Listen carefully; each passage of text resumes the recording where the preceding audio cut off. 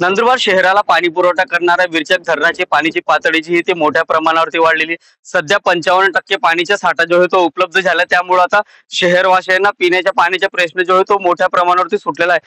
2 दिवसाआड पाणी पुरवठा होणार आहे. सध्या आता 1 दिवसाआड पाणी पुरवठा जो आहे तो करण्यात आला. त्यामुळं नागरिकांना याचा मोठा दिलासा जो आहे तो मिळालेला आहे. सध्या पाण्याची कमतरता होती त्यामुळं 2 दिवसाआड पाणी पुरवठा जो आहे तो पालिकेच्या वतीने करण्यात येत होता. परंतु आता पाण्याची पातळी जी आहे ती वाढ झाली असल्यामुळं 1 दिवसाआड पाणी पुरवठा करण्याचा निर्णय जो आहे तो पालिकेने घेतलेला आहे. त्यामुळं शहरवासियांना पिण्याच्या पाण्याचा प्रश्न जो आहे तो आता मोठ्या प्रमाणावरती मिटणार आहे. एकंदरीतच नंदुरबार जिल्ह्यात यावर्षी सरासरीपेक्षा अधिक पाऊस जो आहे तो होणार असल्याचा अंदाज जो आहे तो हवामान खात्याकडनं वर्तवण्यात आलेला आहे. त्यामुळं नंदुरबार जिल्ह्यातील धरणांची पाण्याची पातळी जी आहे ती वाढताना दिसून येत आहे. त्यामुळं नंदुरबार शहराला पाणी पुरवठा करणाऱ्या विरचक धरणाची पाण्याची पातळी देखील वाढली आहे. सध्या 55% पाणीचा साठा जो आहे तो उपलब्ध झाला आहे. त्यामुळं शहरातील पाणी पुरवठा करणाऱ्याचे वेळ जी त्याच्यात बदल करण्यात आलेला आहे. 2 दिवस आड होणारा पाणी पुरवठा सध्या आता 1 दिवस आड करण्यात आले. त्यामुळे नागरिकांना याचा मोठा लाभ जो आहे तो होणार आहे.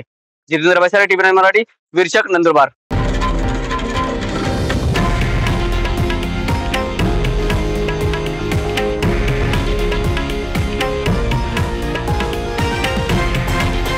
हे आहे देशातील नंबर 1 न्यूज नेटवर्क आणि आपण पाहत आहात टीव्ही 9 मराठी, एकमेव.